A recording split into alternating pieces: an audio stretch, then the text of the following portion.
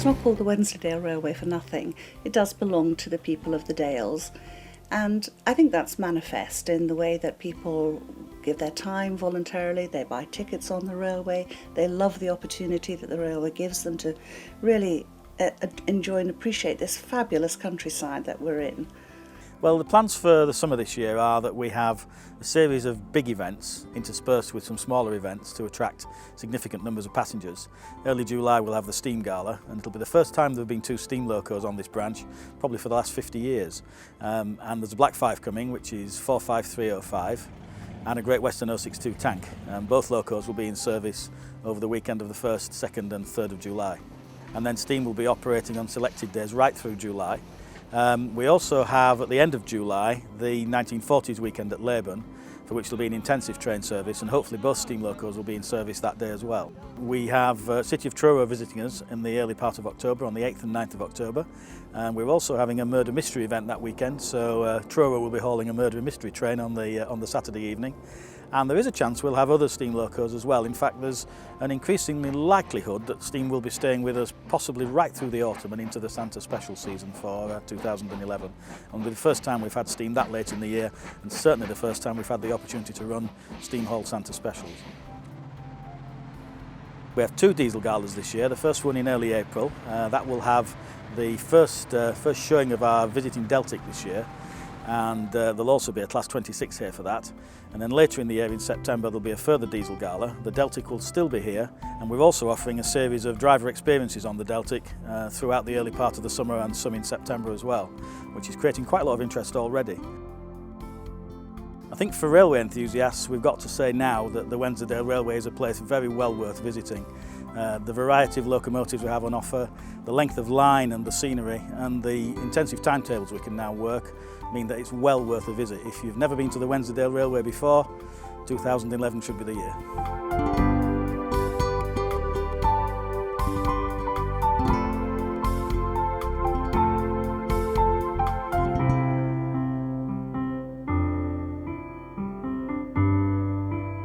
From the perspective of somebody who is potentially in the business of loaning locomotives to the Wensleydale Railway from the National Collection, 2 issues are absolutely paramount in our mind. First of all is the ability to maintain the locomotives in proper conditions once they're with the railway.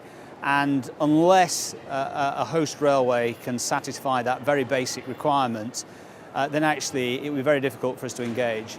And secondly, I'm dealing here with an asset which is utterly priceless, and I really can't risk locomotives being left outdoors unattended. And so any railway that can provide secure accommodation for our locomotives is clearly going to be a major candidate for us to loan engines to them. And I'm sure everybody at the Wensleydale wants to see some of these magnificent engines going up the Dale.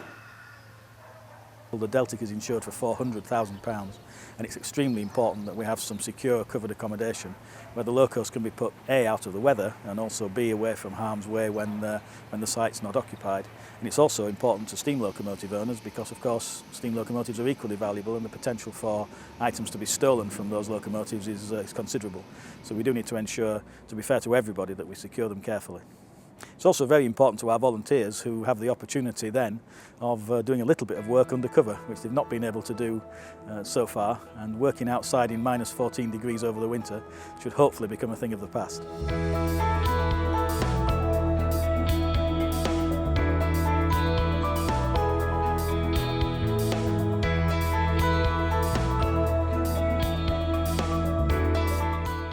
The object of the exercise is to increase the passenger numbers significantly this year, and I think the programme we've got should do that. So the construction of the shed must be happening by the early summer, and we're working very hard to raise the funds for that, but it's absolutely vital to the railway and to its future development that happens.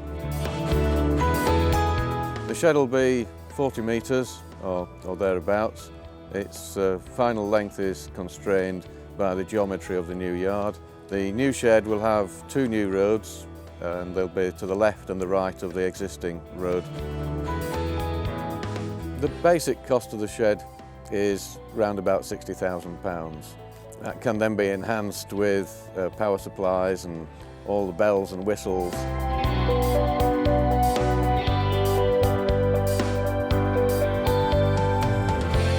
Obviously, this is only the beginning, and once again it really depends on how much capital we're able to raise, but it's also part of our longer term ambitions to extend the railway both to Northallerton and to Aysgarth, and eventually of course to Garsdale.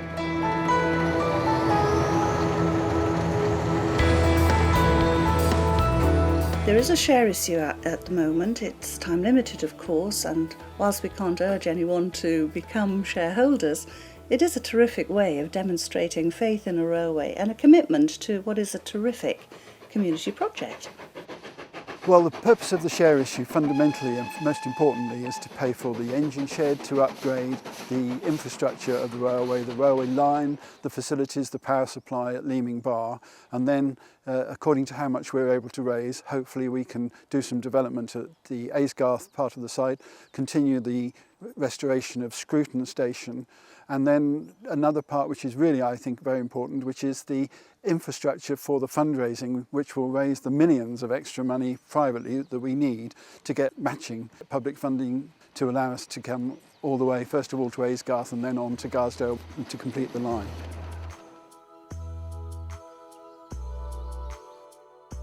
Well, the property and estate for the railway covers a number of stations, and of course Aysgarth is one that isn't connected to the running line. When we're thinking about the share issue and how we'll use that, then clearly we've urgent priorities to erect a running shed and to improve the site at Leeming Bar, and obvious things like putting in watering points for locomotives. But this also is a priority in its own right, though not as pressing. We have the track bed protected right the way through to Garsdale in the National Park Plan. And we're looking with them at how we can develop this particular site in a sympathetic way. Perhaps bringing in camping coaches. Certainly in the fine building behind me that you see, the old waiting room, we've got the model railway. It's going to be arriving. And and if you come on this site, you could look around and you would think it wasn't much different in 1939 before the outbreak of the Second World War. It's not that different to as it was in 1954 when the trains stopped calling here. It really is a jewel in the crown of the Wensleydale Railway, because everything is here. There's a goods shed, there's a waiting room, there's a signal box, there's a station, there are the platforms still here. If we were to put the track panels back, we could roll back the calendar by 50 years very quickly and very easily. We own or lease about a third of the track bed between Redmire and here already, and we've had conversations with the remaining landowners who are sympathetic to our ambition to reconnect Aysgarth. You could come here in, say, 10 years' time, you'll see track panels, you'll see steam trains tootling up and down, you'll see families here spending an afternoon. So that's what we're hoping to do. The Wensleydale Railway is unique amongst heritage railways in that when fully restored, the 41 miles connecting the East Coast Main Line and the Settle Carlisle, the only heritage railway connecting two national network strategically important main lines. So that will enable us to provide things like rail rovers, which will allow you to go right the way round from York up to Northallerton, across to Garsdale and down on the Settle Carlisle back to Leeds. When trains reach here from Leeming Bar or Northallerton, they'll come into a bay on the other side of the station, beyond the opposite platform. Over my left shoulder you can see where the line branches off to the right to Hawes. It's about 5 to 6 miles to Hawes, and then beyond that another 10 miles to Aysgarth, and then another 3 miles to Redmire, which is currently the end of the existing railway line. If you're into the business of the full restoration of the entire length from Garsdale down to Northallerton, you are then in the public service railway realm, i.e. you're into being a cross-country through route, freight diversionary and all that, because a 41-mile railway would have to have a major source of income if it solely wanted to exist on the back of being a heritage railway. But there are some very bold people out there, and I think one day you're going to make it happen. I'm now 63 years old, so I hope that I'll live long enough to see it through and to raise the money and to have the railway complete. But just in case I don't, I'm actually going to be the founder member of the new legacy project that we have. So if I do not make it, so to speak, then I could be one of the first people to contribute to the new legacy stream. Basically, you just make a commitment according to your means, and if you don't want to wait that long, you can always make it a donation. And if there's enough people make this happen, it'll make a very substantial contribution to the total cost of finishing the line all the way from Northallerton to Garsdale. I think the great thing about the legacy scheme from my point of view is it's a way of giving something to future generations for them to enjoy and putting back the railway to the way it was in the past and shall be again in the future.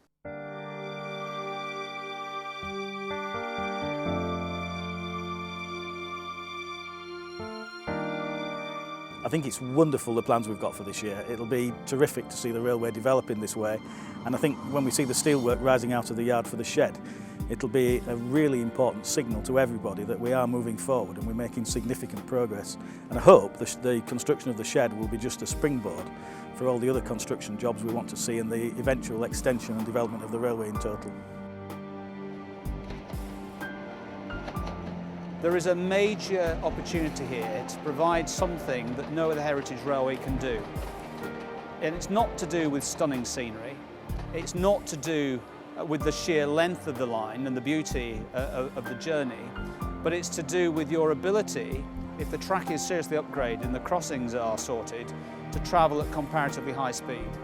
You're in a position to have a 40-mile-an-hour safety case if the infrastructure allows it. You're not a light railway, you're part of the National Railway Network. A line that can do 40 miles an hour with steam and diesel is a line that competes with every other preserved railway. The question is the Wensleydale a good investment for somebody who's got very full pockets and wants to see something tangible as a result? I would simply say yes. The majority of preserved railways in this country are pretty well developed. They've got full infrastructure, they've got signals, they've got fully staffed stations, they've got a regular service. But if you want to see a railway grow and blossom and have signal boxes and all of the paraphernalia that comes with the railway, and to see it grow into something much more than that pretty bare piece of track, which apart from the scenery surrounding it is featureless in railway terms, then actually you will actually see what happens to your money. It may be that not all the facilities for the shed are actually completed this year, but to get the basic superstructure up and secure doors on it, that's the key thing. Depending on the amount of money, capital that we get in, as far as this year goes, we would want to continue with enhancements to the stations and the track side, so that we're giving visitors a much better experience. With that, it's going to allow us, the railway, to really go from strength to strength, increasing visitor numbers year on year. This is in many respects a year in which the Wensleydale is about to test its bottle, and I would urge people not to be nervous and to get behind the General Manager in delivering what I think is going to be one of your more exciting programmes. We're hoping this railway is going to have a real legacy, but the only way we can do that is to ensure that it survives day to day and that we've got money to invest in its future. I think this is a terrific moment for people to become part of that future, and they can do that by becoming shareholders. There are benefits, there are some perks about being shareholders in terms of travel and having a vote, but it's more than that. It's about actually being part of a movement. It's a social movement. It's got great community benefit. Contact us and we'll send you a free prospectus. It sets out everything that we hope to achieve with your help. And we hope you'll respond, because it's a really great opportunity. This is a stunning moment actually in the railway's development. Be part of it.